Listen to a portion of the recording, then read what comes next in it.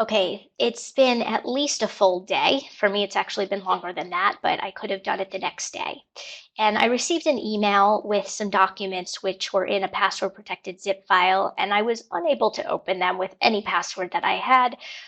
So I must have lost track of which password I was supposed to be using. So I'm just going right onto the website. And there was a link in the email to do this, but just in case you didn't get the email, I'm going straight to the website.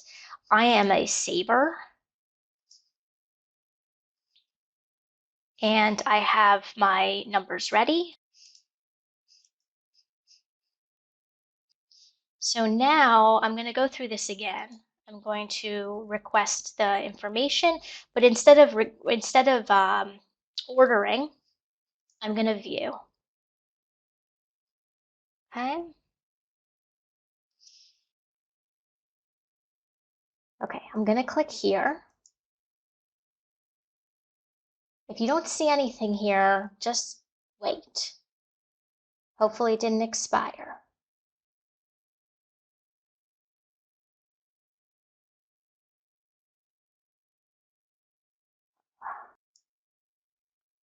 Okay, the website is experiencing a temporary glitch, so I can't get into my file, and I want to finish this video at this moment.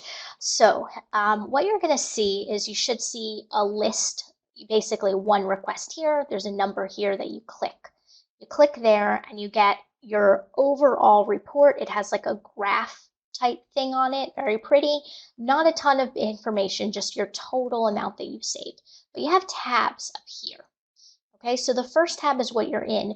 Go to the second tab with details, and that's what we want. We want this second tab with details, and then print off that report. That should do it for you. I will update this video, hopefully after I successfully get in again.